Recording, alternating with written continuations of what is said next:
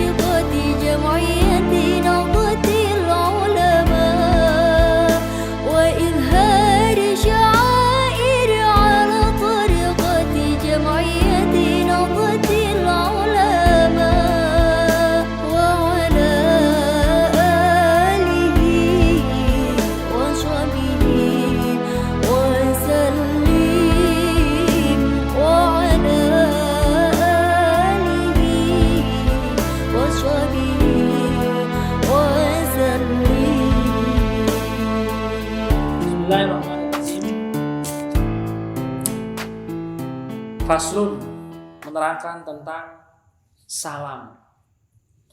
Nah ini itu salah satu transaksi yang banyak terjadi sekarang ini adalah akad salam. Dan transaksi akad salam pada hari ini itu berbeda dengan yang ditemukan di kitab karena banyak sekali modifikasi, pengembangan. Faslun, salam, coba salam. Wa yasihu lan sah assalamu abu salam halan ing dalem sakatika wa muajjalan lan kang den temponi. Fima takamalat fihi khamsatu syara'ito. Salam pre-order itu sah baik secara halan. Halan itu artinya seketika. Begitu pesan ini barang dicarikan ada. Nah, itu namanya halan. Wa muajjalan atau ada tempo. Pesannya sekarang, datangnya nanti 3 hari lagi gitu. Itu namanya muajjalan. Kalau pesen bakso sih, Mang pesen bakso ya. Itu namanya salam bukan itu?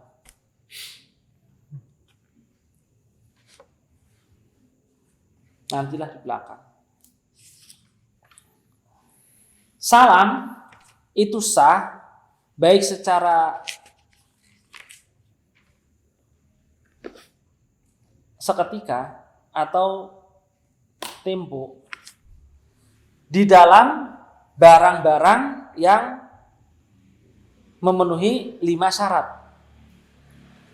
Barang-barang salam, barang-barang yang dipesan itu sah jika memenuhi 5 syarat. 5 syarat ini apa? 1. Ayakuna madbuton bisifati. Barang yang dipesan, muslamfi, itu adalah sesuatu yang madbuton, yang diketahui, yang dibatasi. Bisifati dengan sifat. Jadi kita nggak boleh pesan sesuatu yang nggak jelas. Pesan apa? Pesan bakso. Prepen iki terserahlah. Nah, terserah ini kan nggak jelas. Nanti bakso itu karena terlalu banyak variabelnya, terlalu banyak variasinya. Asinnya sepire, sausnya sepire, micinnya sepire. Ini kan nggak jelas. Nanti di belakang ada lah. Syaratnya salam itu, syaratnya pesan itu adalah sesuatu yang memang bisa diketahui dengan sifat-sifat, dengan kriteria yang jelas. Kemudian barang yang dipesan muslamfi wa yakuna jinsan lam yakhtalid bihi ghairuhu. Barang yang dipesan itu wa yakuna lam yanta'an apa muslamfi? Barang yang dipesan jinsan itu adalah jenis, lam yakhtalid bihi ghairuhu, yang tidak akan tertukar dengan selain barang yang dipesan. Jadi jelas, barang yang dipesan itu adalah suatu jenis yang tidak akan tertukar dengan selain barang yang dipesan. Kalau beli baju, sebutkan bajunya, warnanya apa. Warnanya, mereknya, bahannya, supaya tidak tertukar. Warnanya pada, tapi bahannya beda. Nah, ini harus jelas. Antara pemesan dan orang yang menerima pesanan itu harus satu persepsi. Beli katun, beli mau kena bahannya apa? Katun Jepang. Ini tahu nggak orang yang pesan itu tahu katun Jepang itu seperti apa? Jadi harus tahu bahannya. Yang aneh itu adalah kita itu pesan sesuatu yang enggak kita pahami. Nah, ini bagaimana hukumnya? Saya pernah ke restoran Korea, pesan makanan, ini apa ya? Gohan. Wah, ini Gohan ini kayaknya apa ini? Akhirnya kayak Dragon Ball ya. Pesan, Pak, Gohan 1, Pak. Karo apa? Wis Gohan belah, bukan bicara cukup. Gohan.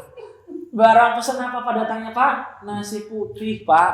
Nasi putih itu namanya Gohan. Jadi udah nasi putih doang.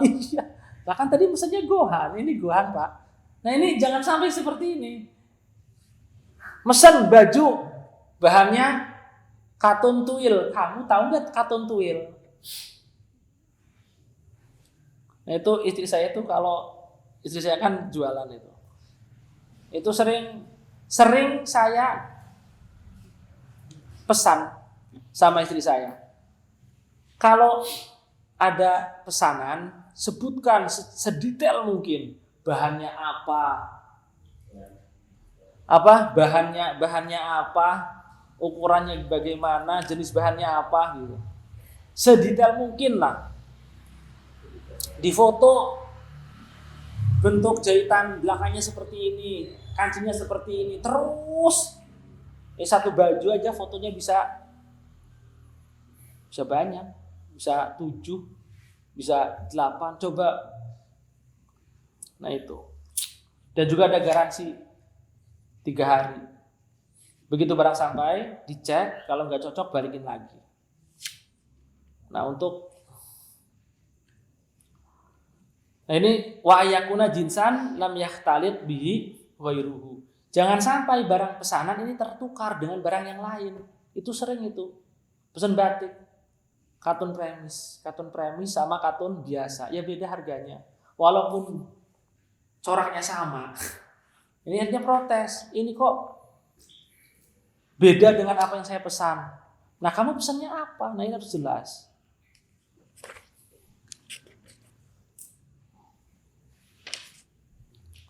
Pokoknya intinya kalau model seperti itu, penjual itu harus siap hati aja lah. Penjual itu harus siap rugi. Soalnya pembeli itu pasti benar.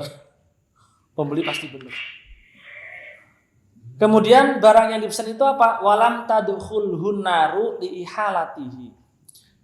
Barang yang dipesan itu tidak terkena api dalam proses pembuatannya. Coba, tidak terkena api dalam proses pembuatannya. Walam tadkhulhun naru liihalatihi. Barang yang dipesan itu tidak terkena api dalam proses pembuatannya. Kok bisa begitu? Iya, kenapa? Karena kalau terkena api itu nanti terlalu variatif. Contoh sate, pesan sate yang garing tapi nggak gosong. Pesan sate agak setengah matang.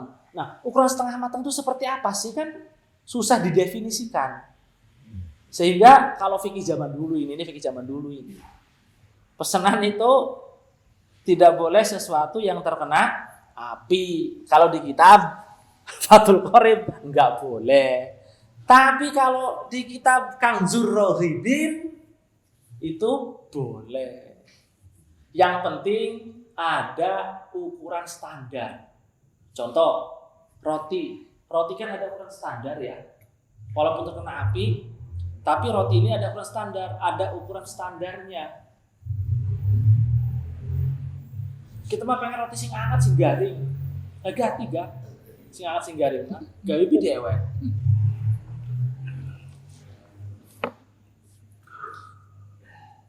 Wa alla yakuna muayyanan. Dan barang yang dipesan ya, itu bukan barang yang terlihat mata. Saya pesan baju ini seperti ini. Baju ini seperti ini. Nah, kalau pesan baju ini seperti ini, itu namanya bukan salam. Kenapa?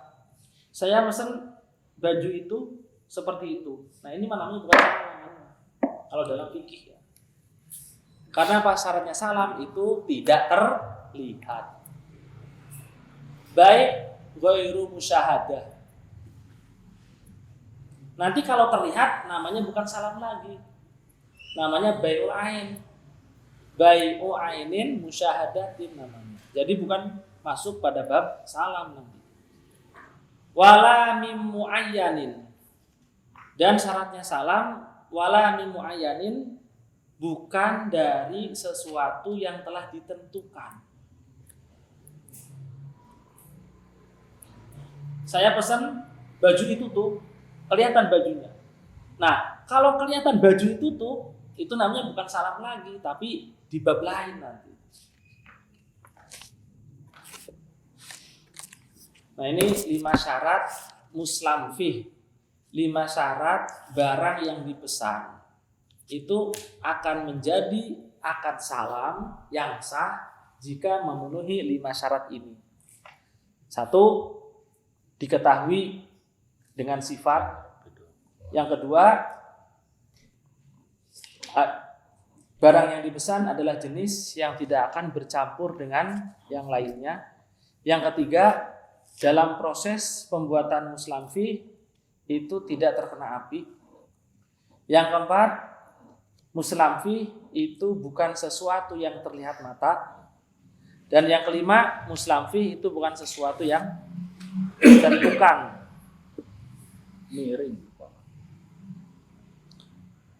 Nah, kemudian setelah syarat muslam fih terpenuhi 5 syarat, sumali sihatil muslami fihi sama niatu syara'ito. Kemudian agar sah salam, muslam fih ini harus memenuhi 8 syarat lagi.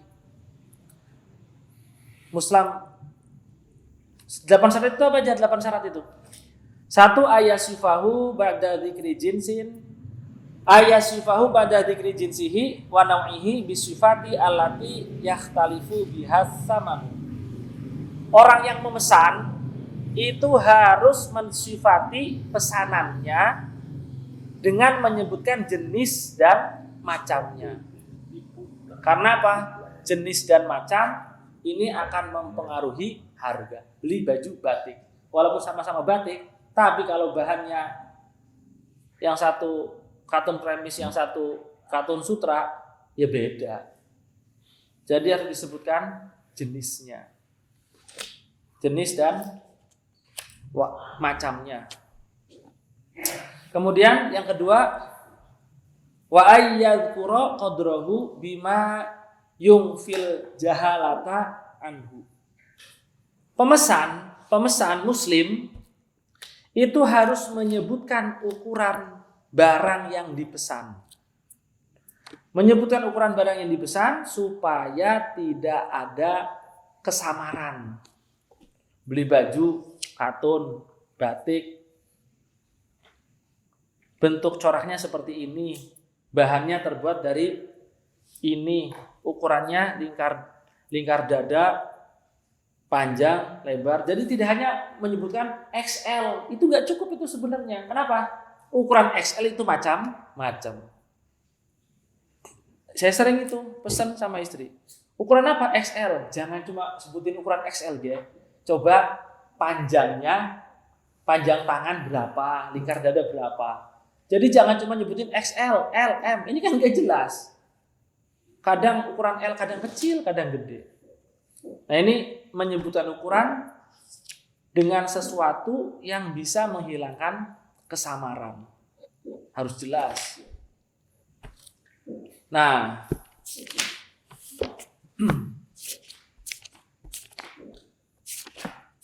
lalu bagaimana jika salam itu tidak memenuhi syarat salam? Salam tapi tidak memenuhi syarat salam. Contoh, Mang pesan bakso Mang. Luru. Kalimatnya apa? Pesan bakso.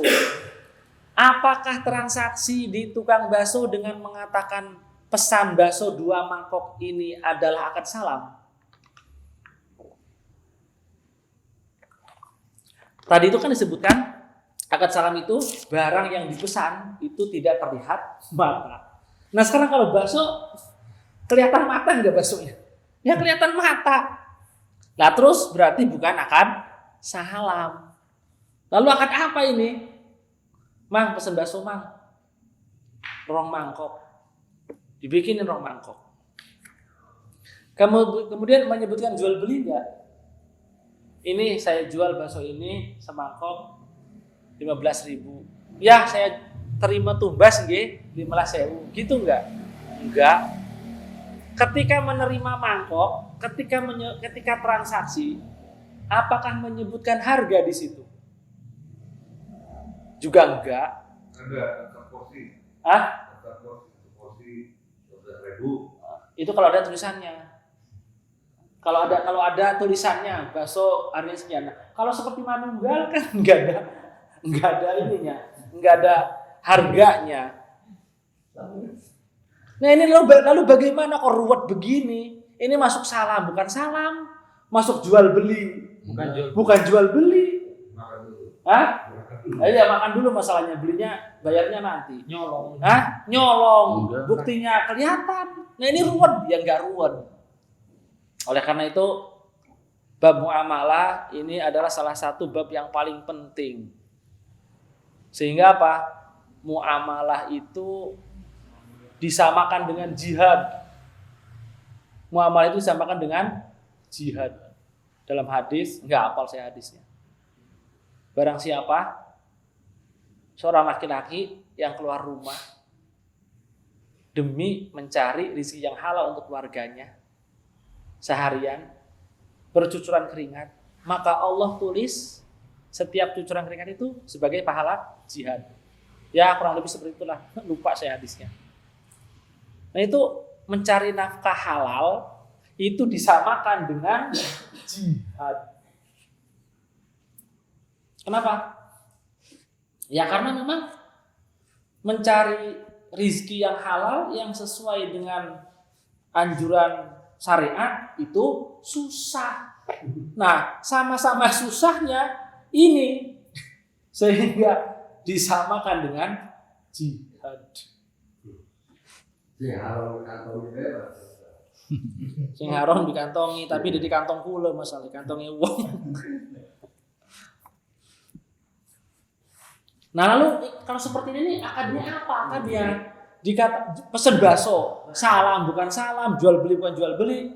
Nah di situ ada istilah doman dalam bab lain, ada istilah doman. Doman itu artinya mengganti rugi, ganti rugi. Namanya doman. Kita dianggap merusak properti orang lain, yaitu apa? Bakso, semangkok. Karena dianggap merusak properti orang lain, maka kita dituntut untuk mengganti kerugian bakso semangkok. Berapa harga bakso semangkok? 15.000 misalkan. Nah, berarti uang 15.000 ini sebenarnya adalah uang ganti dari kerugian menghilangkan bakso satu mangkok. Walaupun bakso ini gak dimakan, pesen dipegang, udah dipegang nih sama pembeli nih ya, jatuh.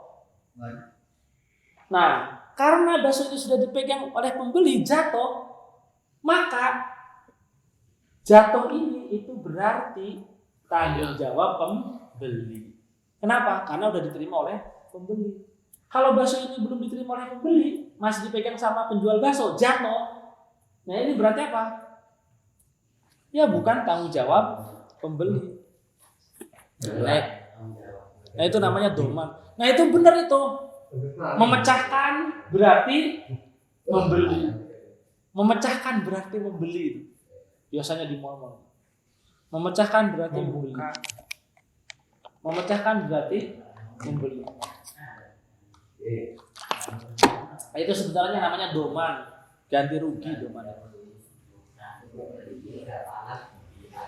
Lalu bagaimana hukumnya jika kita dalam mulut mengucapkan beli, dalam mulut mengucapkan beli, atau pesan bakso, dalam mulut mengatakan pesan bakso, tapi pada hakikatnya itu bukan pesan, bukan beli, bukan salam, bukan be, tapi doman. Boleh nggak mengatakan seperti itu? Dan juga ketika muamalah dalam pesan bakso banyak sekali syarat-syarat yang tidak terpenuhi. Bagaimana muamalahnya? Untungnya ulama fikih itu bermacam-macam pendapatnya. Jadi selagi jual beli ini tidak ada yang dirugikan, tahu sama tahu. Nah itu hukumnya boleh. Jual beli tanpa menyebutkan harga, tahu sama tahu. Pembeli ridho, penjual ridho. Nah itu namanya jual beli yang diberkahi, jual beli yang barokah.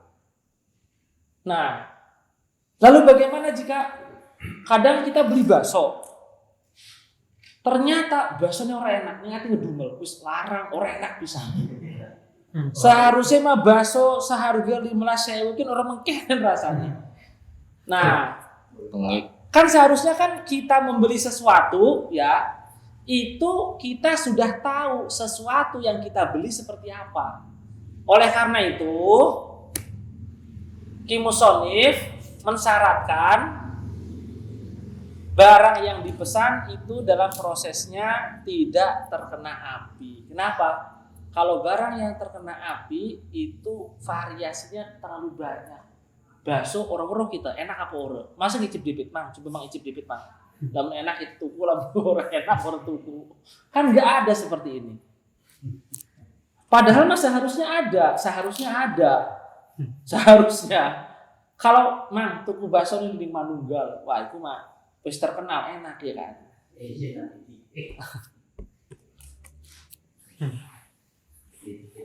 Jadi sebenarnya ruwet ya. Sebenarnya ruwet. Kalau kita jual beli itu kadang, nah sebenarnya bukan ruwet sebenarnya. Kalau dipikir-pikir ruwet ya ruwet. Tapi sebenarnya ini adalah untuk melindungi hak pembeli dan hak penjual.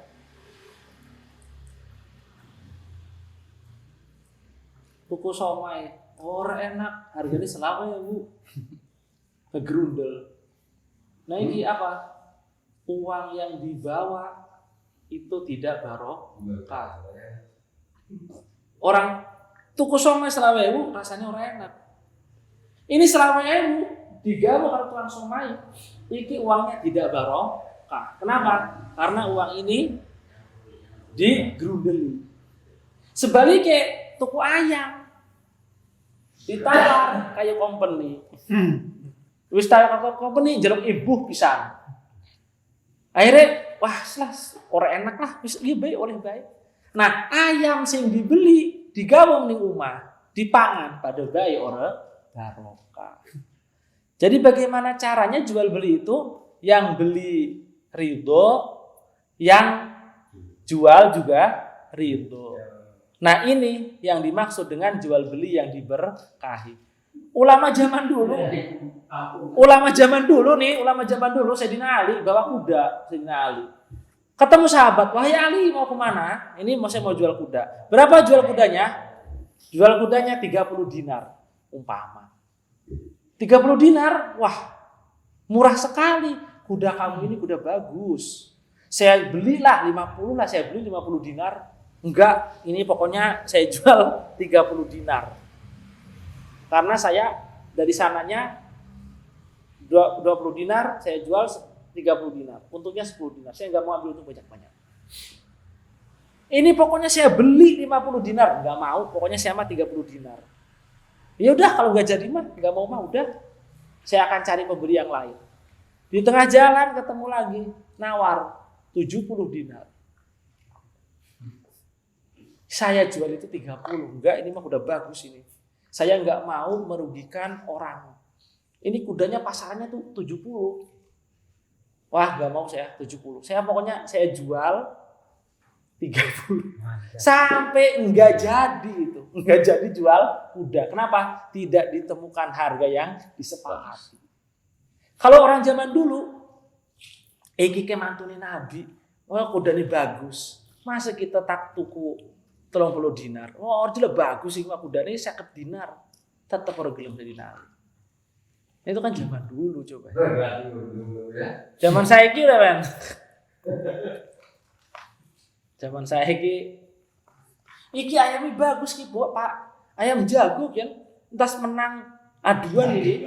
Wis ana pialane wake tak sebelah iki sekilo hargane 500.000, Pak. Upat. Enggak bisa gitu ya.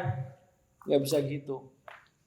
Jadi sebenarnya dalam muamalah itu kalau kita melihat syarat-syaratnya ketat ya kan. Agama kok ruwet amat. Agama kok ketat amat.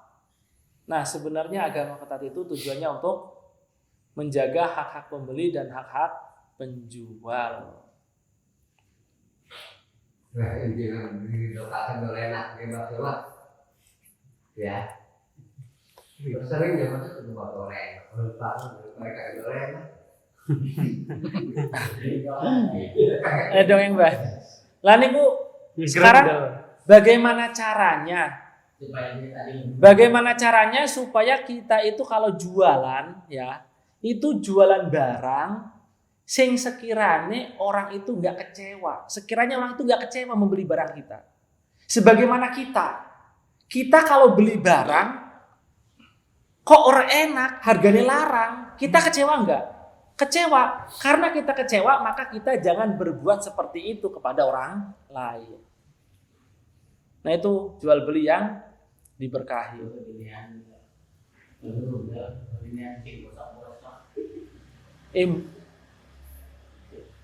Nah itu syarat-syaratnya. Ada yang mau ditanyakan? Kurang lebihnya nanti akan diterangkan oleh Ustadz Badri. Monggo Cak. Pusing.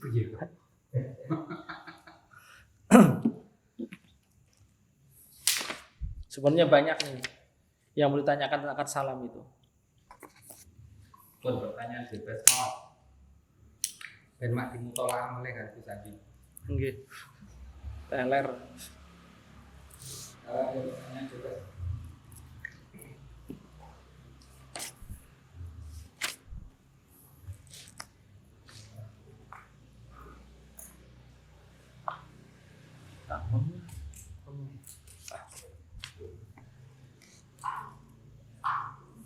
HP kredit.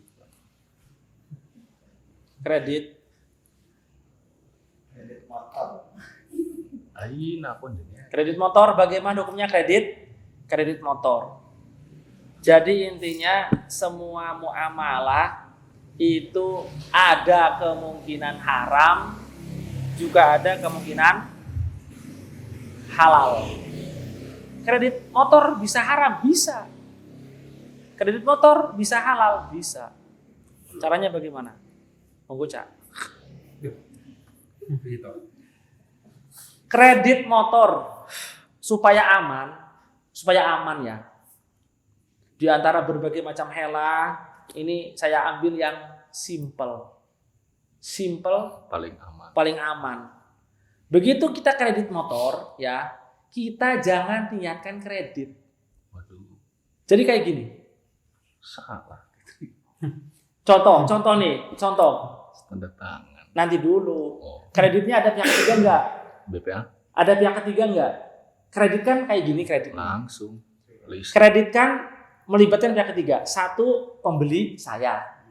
Dealer Kang Heru. FIF Kang Yes, Undang. Kan kayak gitu. Saya datang ke Kang Heru beli motor. Terus kata Kang Heru, oh kalau mau beli motor, mau kredit ya? Iya, silakan ke FIF. Silakan ke FIF. Kemudian Kang Undang menawarkan, mau motor yang mana? Mau motor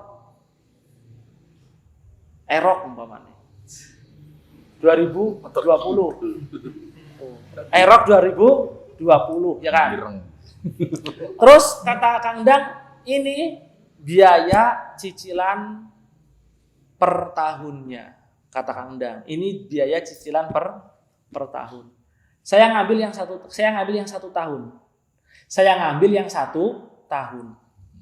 Nah, ketika ngambil yang 1 tahun, itu kita lihat total akhirnya. Total akhir ya. Total akhirnya. Oh, total akhirnya Aerox ternyata kalau dicicil 1 tahun, yang tadinya harganya 28 Jadi men- 50. yang tadinya harganya 28 menjadi 35, mana ya? Menjadi 35. Nah, kita akadi dalam hati, saya mau beli motor seharga 35 juta. Jadi saya tidak lihat kreditnya, enggak. Tapi saya niat mau beli motor 35 juta. Wah, gila sama lah kalau kredit mah. Wah, Wah, ini Hah? hebat ya rumah. Nah, Motor larang. motor larang di toko.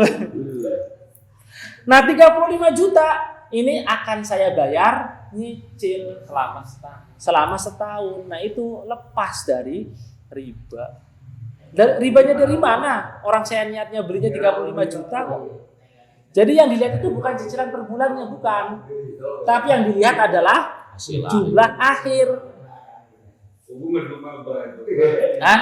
Rumah sama proses nunggu setahun itu luar kan. Oleh karena itu saya salut sama orang yang beli kredit itu. Sugih amat jadi gitu. 2 kali lipat. Nah itu caranya seperti itu. Saya beli motor 20, teman saya beli motor 28. Padahal motornya sama. Nah itu caranya seperti itu, paling aman itu.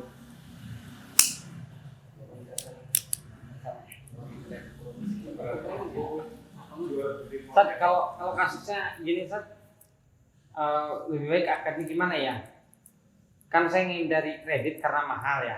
Iya. Jadi karena saya ini punya koneksi minjem ke bank Iya. dengan UMKM yang punya usaha. Kur. Saya minjem kur, bank, beli motor, cash kan, motor cash. Lalu kemudian anggapnya saya nanti nyicilnya ke BRI. BRI.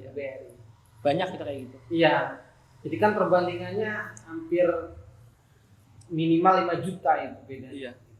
Kur 25 juta itu bunganya setahun cuma 1 juta. Iya. Kurang. Kurang malah. Nah, itu sama aja. Lepas dari mulut buaya masuk ke mulut singa. Iya kan? Nah, sekarang yang penting itu akadnya. Yang penting akadnya. Caranya begini. Caranya begini. Ketika minjem 25 dilihat nih. 1 tahun. Bunganya berapa? 800.000 apa 900? Kur 25 juta. 25 juta saya ngambil yang 2 tahun. 2 tahun berapa? 2 tahun itu sekitar 24 bulan. 27. Iya, kurang lebih. 27. Nah, caranya seperti ini caranya. Ini bukan saya ngajari mengotak-atik riba ya. Bukan. Supaya yang dosa itu sananya, bukan kitanya. Bahkan nanti dulu belum selesai. Atau bahkan ini bisa menghapus dosa semuanya. Jadi kita itu masuk ke bank, sebank kabeh ke dosanya hilang kabeh. Jadi kita pahlawan. Sampai. Caranya bagaimana? Kredit kur Pak, berapa? 25 juta 2 tahun. Lihat, berapa? 27 juta. Diniatkan dalam hati, saya mau minjem 25 juta, nanti saya sedekahkan yang 2 juta. Sebagai bentuk terima kasih saya. Sebagai bentuk terima kasih saya. Nah, kalau kita bisa begitu, maka semua yang ada di bank, yang melihat, yang nyatet, yang ngitung duit, semuanya tidak mendapatkan dosa. Kata Nabi bagaimana? Ahsanukum qadoan. Orang yang paling baik di antara kalian semua adalah orang yang paling baik membayar hutangnya. Jadi sing asal hutangnya 1 juta dibalikaken 27 juta. Nah, kalau kasus saya sekarang diniatkan baru lagi atau Skagol wis. Nah, maksudnya tapi ada review enggak? Nah, tapi ada syaratnya begini. Syaratnya adalah yang 2 juta itu yang ngomong bukan dia. Jadi ketika akad, pihak bank itu tidak mensyaratkan. Saya kasih 25 juta, tapi nanti baliknya 27 juta. Nah, kalau begini tetap riba. Caranya begini. Datang pertama, Pak. Jangan transaksi dulu. Tanya dulu. 25 juta itu berapa bunganya? Selama 2 tahun. Bunganya 2 juta. Bunganya 2 juta. Oh udah. Keluar. Paham? Masuk lagi. Ya kan? Kan yang penting riba itu terjadi dalam satu majelis, dalam satu akad. Saya pinjem 25 juta, nanti kembalinya 2 juta. Apa? Nanti bunganya 2 juta. Berarti nanti kalau kembalikin itu 27 juta. Nah, kalau dalam satu akad kayak gini, satu majelis itu namanya riba. Supaya nggak riba, masuk tanya aja dulu.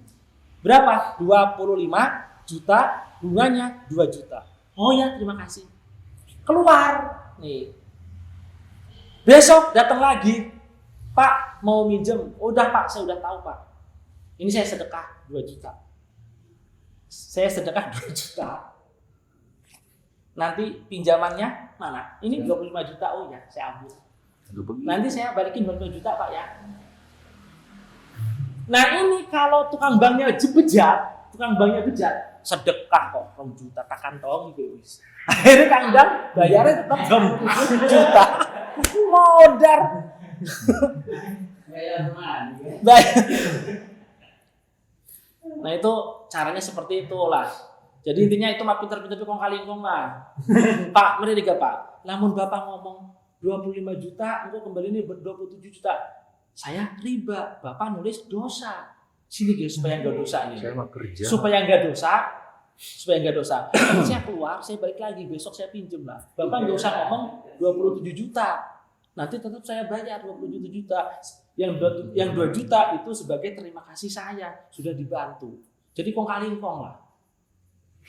Ini di Fathul Mu'innya seperti itu, di Fathul Mu'in. Bukan kata saya, kata Syekh Zainuddin Al-Malibari. Iya kan, beli motor tapi dari minjem dari bank gitu kan. Ya ditanyakan apanya? Beli motornya nggak masalah, banknya mas. Ya Maksudnya, ditanyakan apanya? Ya menghindari akad itu akad biar nggak riba gitu kan. Yang riba beli motornya apa pinjam banknya? Pinjam bank. Uangnya Kan Mungkin Karena aku itu alasannya bukan buat beli motor kan, mungkin. Kawin lagi. Waktu pinjam UMKM itu alasannya belum beli motor, mungkin yang bikin kendaraan. Setelah uang turun, dibeliin motor. tapi kalau pihak banknya marketingnya itu tahu gitu. Iya. Cuma kan kesananya itu kan buat modal. Gitu. Ya motor juga buat modal. Benar, gitu. buat modal. Makanya pertanyaannya itu tumpang tindih. Oh. Coba langsung sampai spesifikkan. Yang ditanyakan itu apanya dari 2 transaksi? Dua-duanya. Pinjam dari bank, apa beli motornya, atau sambil ngapusi orang bank ngomongnya buat usaha tapi buat beli motor, apa priye? Enggak malah aku kan pertanyaannya yang jelas. Jujur. Kayaknya kalau beli motor kan ke masalah karena ngambil uang dari bank beli motor selesai. Terus Yang jadi masalah itu kan misalnya kan ngambil uangnya dari bank. terus Ngambil uang bank ini maksudnya hukumnya ini gimana gitu Sa? berarti pertanyaannya hukum pinjam uang di bank Iya. karena di situ ada bunga. Kemudian bulat pertanyaannya. Berulang kali saya jelaskan. Bank ini memang muamalah kontemporer. Adanya sekarang ini. Zaman Rasulullah, zaman sahabat tabi'in itu ada. Sehingga ulama itu berbeda pendapat ketika menghubungi bank. Dan inilah rahmat buat kita. Sama tinggal mengikuti hukum yang mana nanti. Dan ini keputusan Muktamar Nahdlatul Ulama, kalau nggak keliru, Kombes apa Muktamar di Lampung tahun 2002. Itu ulama NU ketika di Lampung menyebutkan hukum bank itu ada 3. Ada yang mengatakan haram, ada yang mengatakan boleh, ada yang mengatakan syubhat. Wah, sama tinggal pilih yang mana ini? boleh. Nah, Boleh. Makanya sama pilih yang mana? Jadi jangan dibuat ruwet. Karena ulama sudah berbeda pendapat. Ada yang mengatakan boleh, ada yang mengatakan tidak, ada yang mengatakan syubhat. Wah, sama tinggal pilih yang mana ini? Ya aman kan? Iya. Itu. Ikut yang boleh. Lah, kalau sama ragu, hati sama ragu, kok Ida mengatakan tidak mayuri, kainah mayuri. Kalau sama ragu, tinggalkan, jangan dikerjakan. Oh, perkataan ulama itu solusi sebenarnya menyikapi setiap masalah. Bank itu terus terang, bank itu sekarang penopang perekonomian satu negara. Bank kolap perekonomian satu negara, kolap pasti itu sudah. Zaman sekarang. Lah, kalau umpamanya orang Islam menghukumi bank itu haram semua. Iya, Ra? Sing untung sop. Yang untung siapa? Coba sing untung sop. Andaikan ini semua orang Islam itu nabung di bank nggak mau bunganya. Andaikan ini loh ya, andaikan. Sampai nabung di bank karena sampai itu takut riba. Akhirnya enggak, saya nggak mau bunganya, ambil saja. Itu berapa miliar uang yang numpuk itu? Itu milik siapa coba? Kalau sampean nggak karena takut riba, sampean nggak mau bunga dari bank. Yang untung kan mereka. Penguasa perbankan dunia sekarang ini orang Yahudi. Mau nggak mau kita yang ngikuti permainan mereka. Mau nggak mau itu sudah. Karena itu di dalamnya sampai Mufti Mesir Syekh Ali Jum'ah itu membolehkan bank. Kenapa? Iya karena sudah daruriyat ini sudah. Mau nggak mau kehidupan sampean itu pasti bersinggungan dengan bank. Mau nggak mau? Makanya kalau sampean ngikuti yang hukum bank itu boleh, ya wes. Yang yakin hatinya. Kalau sampean ragu, jangan. Hidup yang boleh. Jangan. Sing enak. Tapi yang konsisten. Gajian nggak boleh transfer. Loh itu lain. Kalau saya itu lain. Lain itu. Lain. Karena tidak setiap transaksi di bank itu haram. Enggak haram.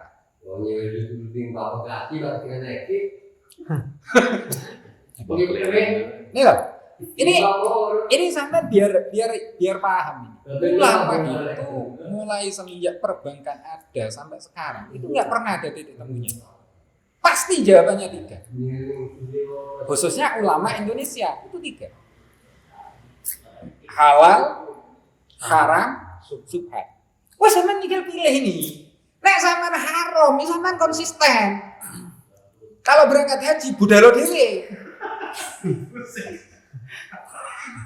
Ini namanya konsisten. Jangan ikut UNH. Bawa Mas. Berangkat sendiri. Ini loh, kesulitannya sekarang.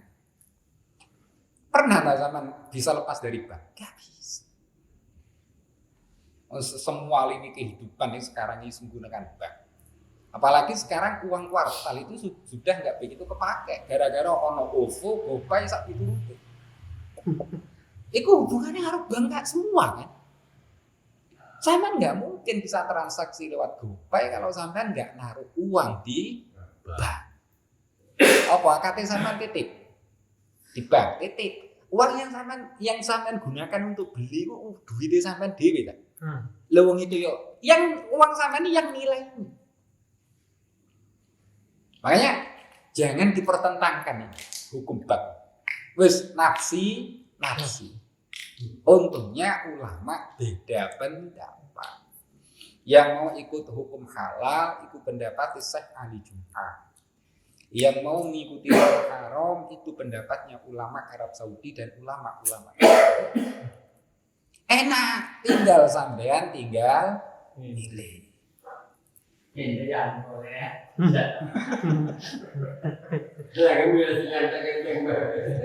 Lo ruwet sampean hidup ya sekarang.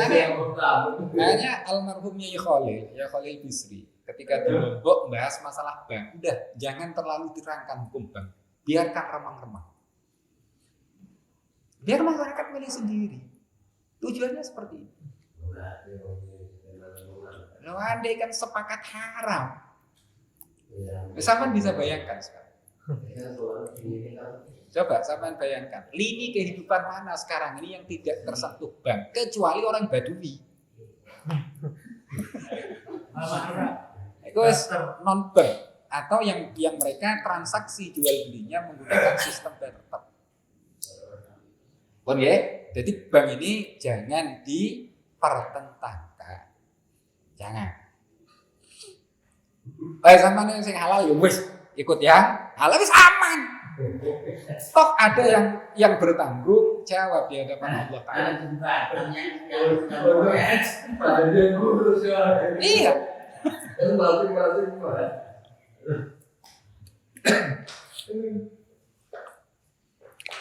Mungkin ada pertanyaan yang lain.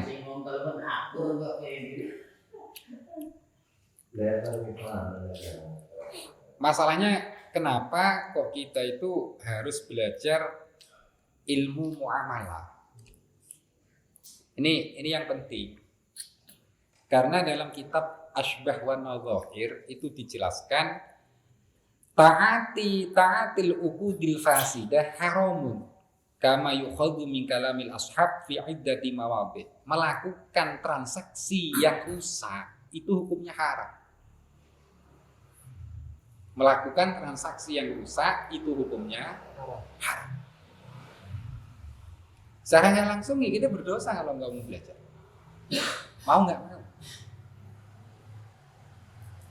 Apalagi transaksi jual beli sekarang ini sudah berbeda dengan apa yang ada di kita. Karenanya kita butuh pendapat ulama-ulama kontemporer yang memang berkompeten di bidangnya. Yang ahli perbankan bagaimana pendapatnya. Ya kita ikuti pendapat Syekh Ali Jum'ah kalau sampean memang singgungan dengan bank. Kalau sampean pengen hukumnya halal. Kalau yang haram, ya ikuti ulama Saudi. Sekolahnya. Jangan dibuat rumah orang. Ngerti. Ada pertanyaan lagi? Sabar ya. Maulaya sholli wa sallim daiman abada ala habibika khairi khalqi kulli huwal habibul ladzi turja syafa'atuhu li kulli hawlin minal ahwali muqtaham ya rabbi bil mustafa balligh maqasidana waghfir lana ma mada ya wasi'al karami. Bismillahirrahmanirrahim. Allahumma la musyrifana alaika kama astarnasi Allahumma sholli ala sayyidina Muhammad wa ala sholli ala sayyidina Ibrahim wa ala sayyidina Muhammad wa ala sayyidina Ibrahim la ilaha illa anta Allahumma ighfir lana wa li walidina wa li masyayikhina wa li muslimina Allahumma a'inna ala dhikrika wa syukrika wa husni ibadatik Allahumma ala al-haqq wa fihi ibadatik Rabbana atina fid dunya hasanah wa fil akhirati hasanah Rabbi ja'alna min sholati min dzurriyyati rabbana Rabbana fil li wa li walidayya wa lil mu'minina yawma yaqumul hisab. Sallallahu alaihi wa sallam. Alhamdulillah.